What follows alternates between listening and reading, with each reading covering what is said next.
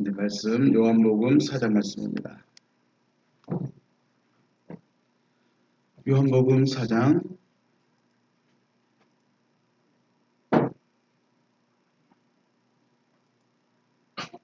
요한복음 4장 19절에서 24절입니다. 제가 교독하겠습니다. 여자가 이르되 주여 내가 보니 선지자로소이다. 우리 조상들은 이 산에서 예배하였는데 당신들의 말은 예배할 곳이 예루살렘에 있다 하더이다. 예수께서 이르시되 여자여 내 말을 믿으라. 이 산에서도 말고 예루살렘에서도 말고 너희가 아버지께 예배할 때가 이르리라. 너희는 알지 못하는 것을 예배하고 우리는 아는 것을 예배하노니 이는 구원이 유대인에게서 남이라. 아버지께 참되게 예배하는 자들은 영과 진리로 예배할 때가 오나니 곧 이때라. 아버지께서는 자기에게 이렇게 예배하는 자들을 찾으시느니라. 하나님은 영이시니 예배하는 자가 영과 진리로 예배할지니라. 아멘. 지금 이제 예수님하고 여자와의 이야기가 계속되고 있죠. 예수님께서 여자에게 말씀하시오. 가서 내 남편을 불러와라. 16절 말씀이죠. 남편을 불러와라.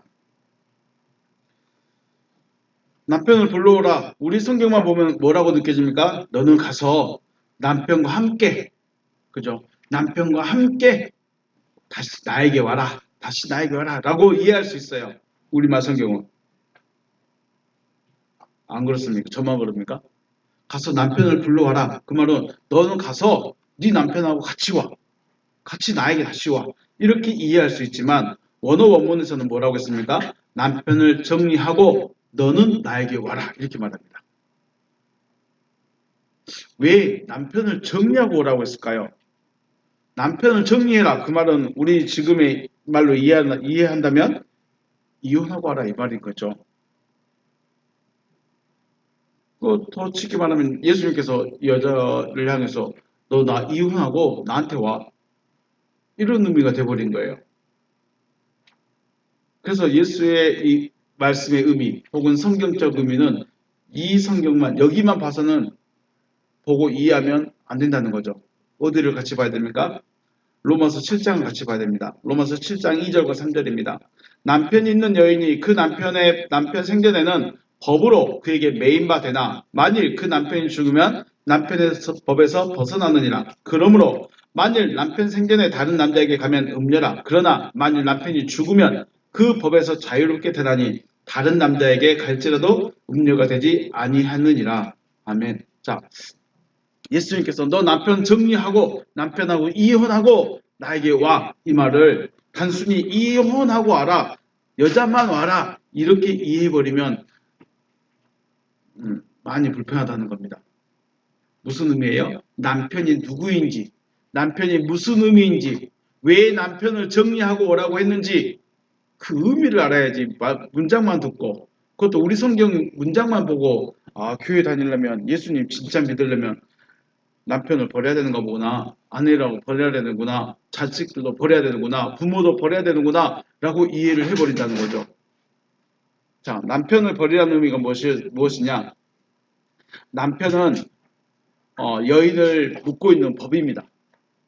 남편은 여인에게 있어서 마치 묶이는 줄이에요. 줄. 이 줄을 풀어야 돼.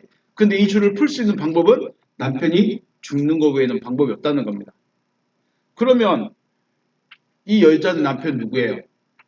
지금 6번째 같이 살고 있는 남자일까요? 아니죠. 자, 모든 유대인에게 있어서 그러니까 로마서 7장에서 말하고 싶은 게 뭐였어요? 남편과 새 남편이 누구냐 이거예요. 남편, 지금 있는 남편과 새로 만나야 될 남편이 누구냐? 이걸 알아야 돼요. 그냥 로마서 7장 2절과 3절 말씀에서 남편이 죽어야 되는 것보다 남편 죽으라고 물 떠놓고 빌면 안 된다는 거예요. 남편이 누구예요? 율법이라는 거예요. 율법. 그리고 이 율법이 죽어야 새 남자를 만날 수 있다는 거예요. 새 남자는 누구예요? 계명이라고 그랬죠. 자, 유대인에게 있어서 유대인의 모든 사람들, 남자, 여자, 어린아이, 노인, 할 것 없이 모든 사람에게, 유대인의 모든 사람에게 남편은 뭐예요? 율법이에요. 율법. 옆에 있는 같이 이불 덮고 자는 그 사람이 남편이 아니고, 물론 그 사람도 남편이에요. 근데 예수님이 야, 너 남편하고 이혼하고 와. 그렇겠습니까? 그게 아니라 예수님이 말하고 싶은 남편이 누구예요? 율법이라는 거예요. 바울이 말하고 싶은 남편이 누구라고요? 율법이라고요. 왜 율법이에요? 모든 사람들, 이스라엘의 모든 사람들, 유대인의 모든 사람들은 율법에 다 매여 있어요. 율법에 매여 있어서 율법을 벗어날 수가 없어요. 하지만 바울이 그리스도를 만나고 나니까 새로운 남편이 또 있구나. 이 새로운 남편이 또 등장합니다. 그게 뭐라고 합니까? 그것을 계명이라고 말합니다. 율법과 계명이라는 이 큰 줄기를 따라가야 되는 거죠. 율법이라는 남편이 있는데 계명이라는 새로운 남편이 나타났어요. 아니, 더 멋있는 사람이 나타났어요. 어떻게 해요? 나 저리 넘어갈래. 절대로 할 수가 없다는 거예요. 왜요? 남편에게 묶여있기 때문에. 원래의 남편에게 묶여있기 때문에. 그것은 육신에 같이 이불 덮고 사는 남편이 아니라 자기를 묶고 있는 게 있어요. 그게 뭐예요? 내 믿음. 하나님 믿으면 이래야 돼. 교회 다니면 이래야 돼. 직분 받으면 이래야 돼. 목사는 이래야 돼. 이런 자기들만의 기준이 있죠. 이게 율법이에요. 어쩌면 거기에 다 매여 있어요. 그래서 목사가 조금 이상하면 우리 목사 왜 그래? 설교 내용 좀 이상하면 왜 그래? 교회 다니는데 교인 저런 사람이 교인이야? 저런 사람이 교회 다녀? 저런 사람이 목사였어? 놀래죠. 왜 그래요? 자기만의 법이 있어요. 자기만의 기준이 있어요. 이게 율법인 거죠. 옛 남편이 죽어야만 새로운 남편을 만날 수 있다는 것입니다. 남편이 안 죽으면 새로운 남자 못 만나요. 새로운 남편이 못 들어와요. 그래서 바울은 율법에 대해서 나는 죽었고 계명에 대해서 나는 살았다라고 말합니다. 율법에 대해서 나는 죽었고 계명으로 다시 살아났다 이렇게 말합니다. 그래서 바울은 난 율법을 버렸어. 난 율법을 매이지 않아. 대신에 나는 계명으로 살아가. 이렇게 말해요. 그럼 율법이 나쁜 것이냐? 그래서 로마서 7장에서 계속 또 말해요. 율법이 나쁜 게 아니야. 율법은 있어야 돼. 율법은 내가 아직 어릴 때 나를 붙잡아주는 남편이야. 내가 아직 신앙을 잘 모를 때, 내가 아직 이루어지지 않았을 때 나를 붙잡아 줄 수 있는 남편이 율법이었어. 그것도 좋은 거야. 그런데 이제 새로운 계명이라는 남편이 왔으니까 새로운 남편에게 가려면 이 친구를 죽이라는 거예요. 그래서 율법에 대해서 나는 죽었고 계명에 대해서 나는 살았다라고 고백을 합니다. 율법도 나쁜 것이 아니고 계명만 좋은 것도 아니다. 두 가지 다 있어야 합니다. 왜요? 율법도 하나님이 주신 거예요. 똑같은 거예요. 계명도 똑같은 말이에요. 어찌 보면 구약에서는 율법과 계명이라는 말을 같이 쓰고 있어요. 율법과 계명이라는 말을 같이 쓰고 있는데 바울은 이것을 조금 더 구별시켰어요. 율법은 행위의 법이다. 계명은 속의 법이다. 속에서 이루어지는 법이다. 이 두 가지를 분리해서 생각을 했어요. 그래서 율법은 행위의 법이에요. 마음은 어떠하든지 행동만 하지 않으면 됐던 거예요. 자, 주일날 교회 나오는 거 법이에요, 아니에요? 우리는 거의 율법을 정해졌어요. 그래서 저 어렸을 때는 교회 안 나가면 교통사고 못 잡았어. 어디 출타를 못해 무서워서. 왜요? 내 안에 법이에요. 주일날은 무조건 교회를 가야 돼. 안 가면 교통사고가 나든지 사고가 날 것 같아. 무서워. 그래서 혹 교회를 안 가더라도 어디 밖에 안 나가요. 무서워서. 행동만 안 하면 돼. 계명은요. 계명은 마음의 법이에요. 마음에 있는 것이 율법의 준행으로 나타나는 거예요. 자, 주일날 지키는 것, 안식일을 지켜라. 주일날을 기억하고 예배하러 나가는 것은 당연한 거예요. 법이었어요. 근데 이게 오늘은 피곤해서 좀 쉬고 싶은데 근데 마음은 진짜 교회 가기 싫은데 아빠가 끌고 가. 어떻게 해요? 가긴 가. 앉아는 있어. 괴로워. 그죠? 이게 율법이에요. 그런데 계명은요. 자기가 먼저 가고 싶어요. 교회를 가서 말씀을 듣고 찬양을 하고 기도를 하고 자, 마음에 있는데 마음에 있으니까 어떻게 해요? 교회를 그냥 따라가는 거예요. 그냥 가는 거예요. 앉아있는 게 괴로움이 아니에요. 말씀 듣는 게, 설교 듣는 게 괴로움이 아니에요. 왜요? 어디가 있으니까요? 마음에 있으니까. 마음에, 안식일은 하나님의 말씀 듣는 날, 안식일은 하나님을 예배하는 날이라고 내 마음에 딱 새겨졌어요. 그러니까 교회 가는 게 힘든 일이 아니에요. 마음에 새겨지니까 율법의 행위 나와요, 안 나와요? 율법의 행위가 나와요. 마음에 안 새겨졌는데 율법의 행위를 하는 것은 마치 야, 나 오늘 콩나물국 먹는데 콩나물국 진짜 먹기 싫어. 근데 앞에 누가 했어?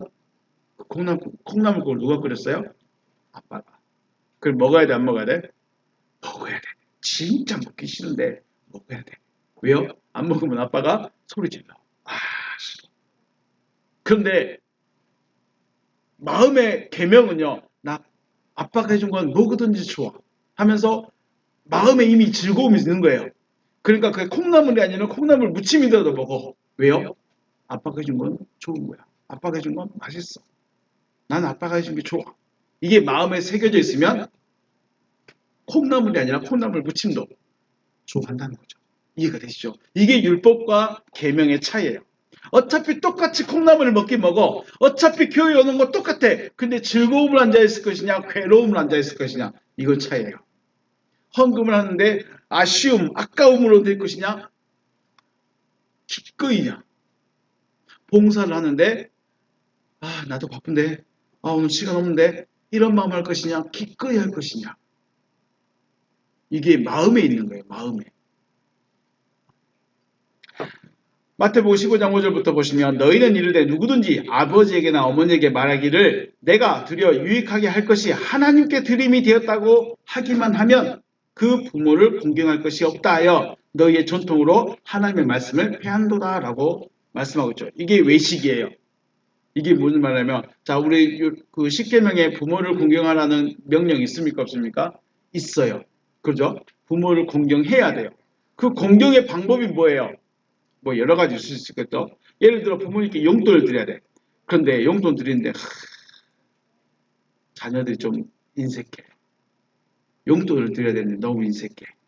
그래서 어머니 이거 원래는 어머니 드리려고 준비했던 용돈인데 이게 하나님께 드려야 될 헌금이에요. 헌금으로 드려버렸어요. 라고 해버리면 엄마도 할 말이 없고 자식도 당당한 거예요. 그 부모님께 용돈 안 드려도 돼. 이게 율법이에요. 그러니까 마음에 진짜로 헌금하고 싶어서 이 어머니 용돈을 썼을까요? 아니면 어머니 용돈 주기 싫어서 나 엄마 헌금했어요 라고 말했을까요? 주기 싫어서. 마음은 진짜 주기 싫어.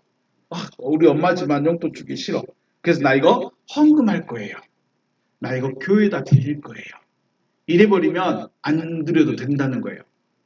맞아요, 안 맞아요? 그래, 이게 율법이에요. 그런데 계명은 어떻게 돼요?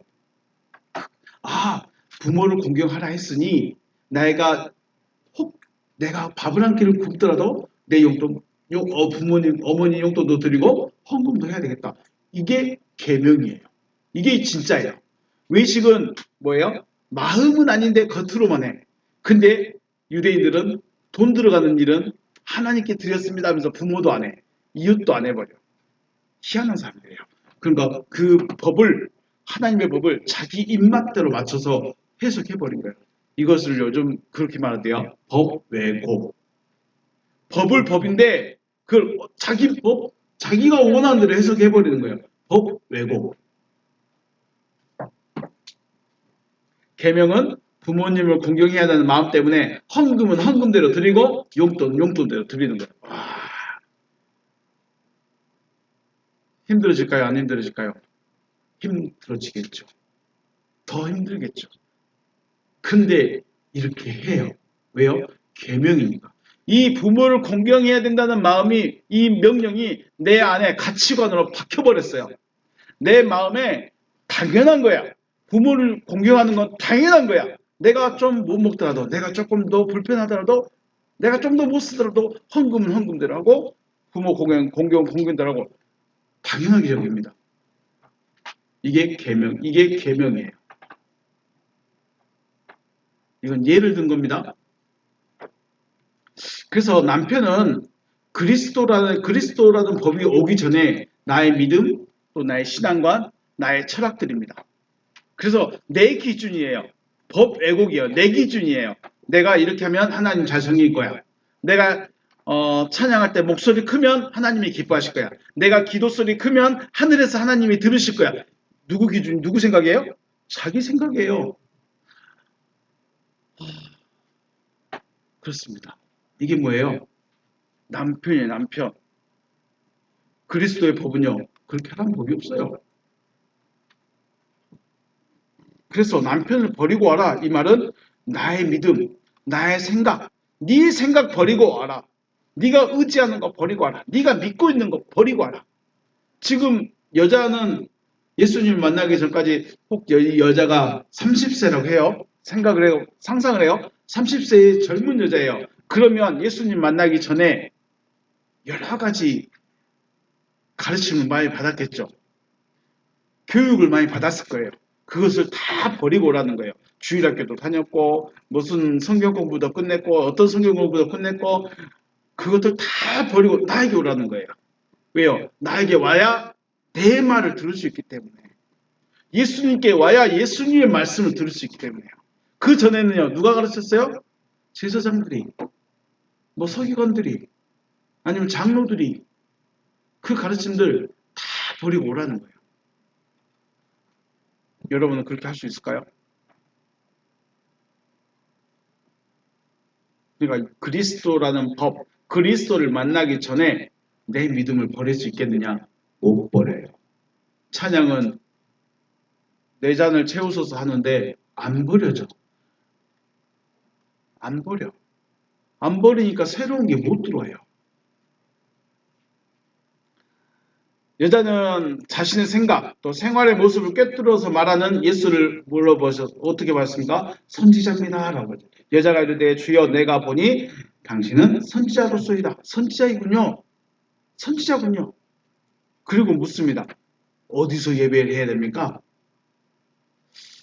저 같았으면 제 부끄러운 모습들, 제가 다른 사람에게 결코 들키고 싶지 않는 그런 마음들, 근데 앞에 있는 예수라는 사람이 다 뚫어봐 버렸어. 다 들켰어. 그럼 어떻게 할까요? 부끄러워서 저 같으면 도망쳤을 것 같아요. 그런데 이 여자는 옳거니 이 사람한테 물어봐야겠다. 저 같았으면 부끄러워서 얼굴도 못도 이러고 있을 건데 여자는 어떻게 했다고요? 맞다. 이 사람은 대답해 줄 수 있겠다. 라고 말하면서 자기 궁금증을 물어보는 거예요. 어디서 예배를 해야 하나님께서 받으십니까? 하고 물어본 거죠. 사마리아의 수가라는 동네 사람들, 사마리아 사람들이라고 하죠. 사마리아 사람들은 그리심산에서 예배를 해야 한다고 했어요. 자기 조상들 때부터. 그리심산. 그리고 유대인들은 어디서 예배를 해야 돼요? 예루살렘에서. 같은 하나님께 예배하는데 누가 맞을까라는 궁금함이 있지 않을까요? 여러분, 지금 저 목사 설교가 맞을까? 내가 옛날에 다니던 교회 목사 설교가 맞을까? 하나님의 말씀이라고 말하는데 저 사람이 말하는 저 철학이 성경 해석이 맞을까? 내가 전에 다녔던 교회 목사 설교가 더 맞을까? 고민 안 해보십니까?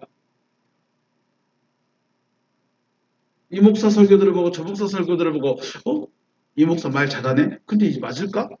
저 목사도 새롭네? 말 맞을까? 궁금증 안 가져보십니까? 궁금함이 있어야 이렇게 물어볼 수 있는 거예요. 물론 당장은 안 물어봐줄 수 있어요. 내가 물어보고 싶은 게 뭔지 몰라서 못 물어볼 수도 있어요. 근데 여러분이라면 저도 마찬가지지만 궁금함은 있어야 되지 않을까 싶습니다. 제가 언젠가 말씀드렸죠. 저는 신학하면서 성경을 읽는데 제일 궁금했던 거 생명나무 어떻게 다시 돌아가지? 어떤 설교에서도 그 이야기는 한 번도 들어본 적이 없어요. 생명나무에 가는 길은 막혔다.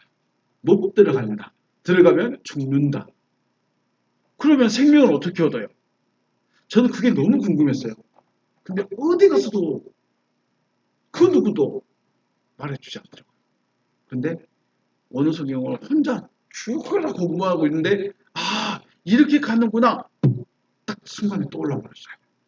그리고 나서는 야 언어가 이래서 재밌구나 모르겠는데 재밌는 거예요.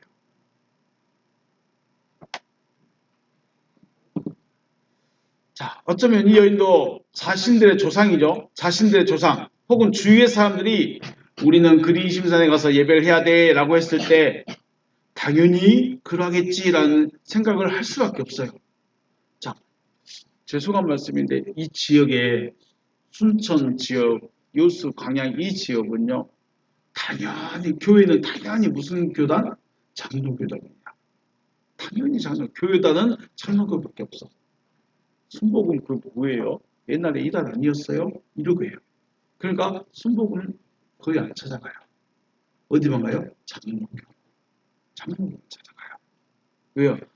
장로교만 당연한 것을 여긴 거죠. 사마리아 이 여자도 그린심산에 가서 예배하는 게 당연한 거예요. 어렸을 때는 그랬겠죠? 당연히 그리 가야 돼. 자, 여기 있는 어린 자녀들 주일날 교회 가는 게 뭐예요? 당연한 거예요. 왜요? 이거는 누가 가르쳐 주지도 않았고 그냥 당연한 거였어. 근데 어느 날 왜 주일날 교회 가야 되지? 안 가면 안 되나? 그런 생각 들까요? 안 들까요? 들겠죠? 들 수 있어요. 그런데 그래도 주일날은 교회 가야 돼. 왜 가야 되는지, 그래서 제가 왜 하나님이어야 되는지, 왜 하나님을 믿어야 되는지, 왜 하나님께 나아가야 되는지, 왜 수많은 신 중에 하나님인지 이것에 대해서 꼭 말하죠. 왜? 지금은 상상을 못해요. 지금은 생각 자체를 못해요. 왜요? 엄마 아빠가 끌고 그냥 와야 되니까. 그런데 컸을 때 스스로 내가 왜 교회를 가야 되지? 꼭 하나님이어야 돼? 이런 의구심이 들 때, 내가 어렸을 때 아빠가 왜 하나님이어야 되는지, 왜 교회여야 하는지, 왜 하나님을 믿어야 되는지 그 이유가 있었지. 이거 기억해보라고. 지금 던져준 겁니다. 저도 어렸을 때 교회를 가다가 안 다닌 적도 많아요. 왜 교회 가야 되지? 교회 가면 텔레비전, 애니메이션 영화도 못 보는데 친구들이 너 교회 가서 뭐 하냐 하면서 안 놀아주던데 왜 교회를 가야 되지? 왜 하나님이어야 되지? 근데 그것을 누구한테도 물어보지도 못해봤고 혼자 생각도 못해봤어요. 당연한 거였어요. 그러다가 교회 가는 게 당연했는데 어느 순간 왜 가야지? 왜 내가 교회를 가야 되지? 이 생각이 들으니까 이제 교회 가기 싫은 거예요. 에이 그냥 집에서 TV나 보지. 집에서 놀고 나지. 잠이나 자지. 이래버린 거예요. 그러니까 교회 안 다니는 거예요. 교회를 안 나가다 보니까 또 너무 재밌는 거예요 또. 그러면 안 나가는 거예요. 그러다가 너무 마음에 괴로운 일이 너무 심해서 그냥 교회를 한번 가볼까? 가서 기도를 한번 해볼까? 그러다가 코가 깨인 거죠. 사마리아 여자도 그냥 살 수 있어요. 우리는 옛날부터 우리 조상들 때부터 그리심산에 가서 예배했으니까 그냥 가서 예배하는 게 맞을 거야. 그렇게만 생각했던 거예요. 그런데 어느 순간부터 왜? 우리도 아브라함의 자손이고 저 사람들도 아브라함의 자손인데 우리는 그리심산, 유대인들은 예루살렘. 한 하나님인데 왜 유대인들은 예루살렘에서 예배를 해야 된다고 그러고 우리 조상들은 그리심산에서 예배를 해야 한다고 할까? 궁금증이 팍 생긴 거예요. 근데 그걸 누구한테 물어볼 수 있을까요? 못 물어볼까요? 못 물어봐요. 사마리아 자기 엄마에게 물어봤다고 쳐요. 어머니 왜 우리는 그리심산에 가서 예배하고 유대인들은 예루살렘에서 예배해야 한다고 해요? 그냥 가. 그냥 그리심산에 쫓아가. 이럴까요? 이렇겠어요? 아니면 그것은 말이야. 나중에 크면 알 거야. 이럴까요? 여러분 어떤 대답 원하세요? 어느 순간에 같은 하나님을 예배하는데 왜 우리는 그리심산에 가서 예배해야 한다고 하고 유대인들은 왜 예루살렘에서 예배해야 한다고 할까? 의구심이 생겼다는 거예요. 그러니까 예수님 만났을 때 그 질문부터 하는 거예요. 계획된 질문이 아니고 안에 가지고 있었어요. 왜 예루살렘? 왜 그리심산? 자, 여러분 왜 하나님 믿어야 돼요? 하나님 살아계시니까? 아, 손 안 잡히는데요. 내가 불러도 대답 안 하던데요. 그냥 믿어. 이게 그냥 믿어 하면 이게 안 통해요. 요즘 세대 친구들은 안 통해. 저 때만 해도 그냥 믿어. 그냥 믿어. 이랬었는데, 아, 그러면, 아, 예, 아멘 합니다. 그랬었는데, 지금은 안 믿어. 왜? 저희 3번 친구도 그래요. 왜요? 왜요? 왜? 대답을 못 해주면 안 되는 거예요, 이제. 왜 하나님이어야 되죠? 왜 교회여야 되죠? 왜 하나님이란 분을 믿어야 되죠? 그거에 대한 대답 할 수 있어야 되죠. 해줘야 되죠. 그냥 믿어. 이거는 제 어렸을 때. 지금 친구들은 그러면 아, 네, 알겠습니다 하면서 안 와버려요. 말도 많으면 아, 이 아저씨 설명충이네 하면서 또 말도 안 들어버려요. 그렇습니다. 어쨌든 이 여자는 이 질문에 대한 이 예배 장소에 대한 궁금증을 가지고 있었습니다. 근데 물어볼 사람이 없었던 거죠. 자, 사마리아 사람들의 예배 장소는 그리심산입니다. 이 그리심산은 어떤 곳이냐면 모세가 지목했던 곳 축복의 산입니다. 그리심산에 올라가 두 손 들고 축복을 빌어주는 기도를 합니다. 유대인들이 예배하는 장소 예루살렘은 어떤 곳이에요? 아브라함이 이삭을 바쳤던 모리아산입니다. 의미가 있죠, 둘 다? 두 곳 다 의미가 있어요. 한 곳은 축복을 빌어주는 산이고 한쪽은 하나님께서 이삭을 바친 이삭을 위해 예비해 주신 산이에요. 너 여기 가서 제사 드려. 근데 거기에서 뭘 받습니까? 예비된 짐승을 받아요. 두 곳 다 의미가 있어요. 두 곳 다 공통점은 하나님께서 지정하신 곳이라는 거예요. 모세야 너 저기 가서 축복을 빌어줘라. 거기 어디라고요? 그리심산. 아브라함아 거기 가서 나에게 제사를 드려라. 거기 어디라고요? 모리아산. 차이점은 그리심산은 축복을 줬던 곳이고 모리아산은 예비하신 곳이에요. 예배가 아니라 예비하신 곳이라는 거예요. 예비하신 곳. 그래서 사마리아 사람들에게서는 아 우리는 그리심산에 가서 축복을 받을 거야. 이런 의미로 가는 것이고 유대인들은 야 이건 하나님이 예비하신 곳이야. 하나님이 이미 준비해 놓은 곳이야. 이런 의미로 예루살렘에서 제사를 드려야 된다고 둘이 서로 싸우는 거죠. 당시에는 생각의 차이로 서로 왕래 갈 수 없었어요. 그렇죠? 유대인과 사마리아는 서로 왕래 갈 수 없었어요. 한 하나님을 섬기지만 사마리아는 그리심산, 유대인은 예루살렘. 만약에 이게 자유로웠다면 사마리아 사람도 유대 예루살렘에 갈 수 있고 예루살렘도 그리심산에 갈 수 있었다면 더 큰 싸움이지 않았을까요? 못 가니까 우리 남북처럼요. 딱 갈라놓으니까 가고 싶어도 못 가니까 그냥 안 가는 거예요. 그리고 그냥 여기서 끝나 사는 거예요.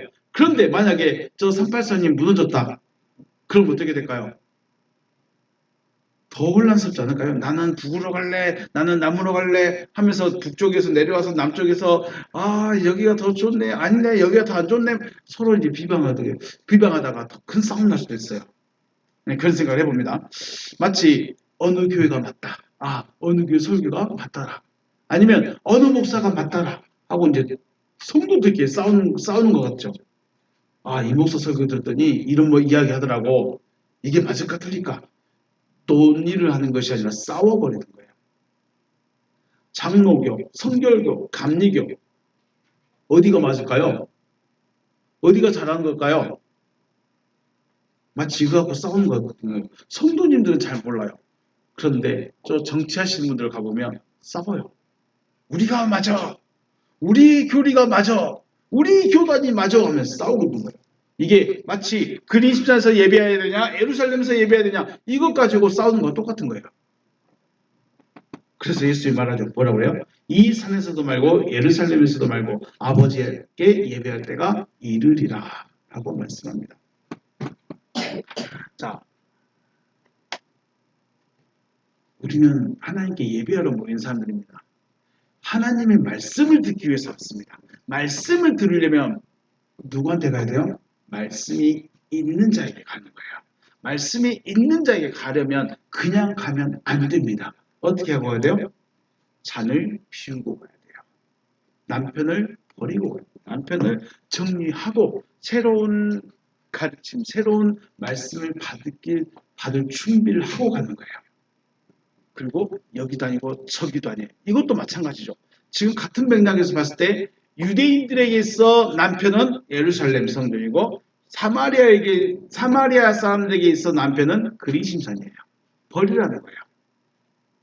야, 그것도 아니고 이것도 아니야. 버려. 그런데 안 버려요. 유대인들 예루살렘 절대로 포기 못합니다. 사마리아 사람들 그리심산 절대로 포기 못합니다. 왜요? 자기들 존재성이거든요. 그게 존재성이에요. 못 버려요. 이걸 버려야 되는데 그러니까 바울은 예수 그리스도 만나기 전까지는 꼬박꼬박 매일 절기마다 매일 주일마다 황소 한 마리씩 들고 내가 이만큼 하나님 사랑합니다 했던 그 바울이 그리스도 만나고 땅에서는 굳이 그게 필요할까 안 해도 되는 건데 하면서 선교여행을 다니는 거예요. 그걸 누가 할 거예요? 바울은 아는데 다른 사람은 아무도 몰라요. 바울 저 변했다. 뭐 예수 만났다 가더니 변해버렸어. 신앙이 이상해졌어. 뒷담화만 하고 있지 왜 그러는지 진짜 왜 그러고 있는지 모른다는 거예요. 여러분 우리는 누구를 예배합니까? 우리는 하나님을 예배합니다. 우리의 방법대로 내가 생각하는 그 생각대로 내가 원하는 그 믿음대로 내가 알고 있는 그것대로 예배하는 것이 아니라 하나님의 방법대로 하나님이 원하시는 곳에서 하나님께 예배할 수 있는 여러분과 제가 되시기를 주님의 이름으로 축복합니다. 오늘 말씀 마치겠습니다. 수고하셨습니다.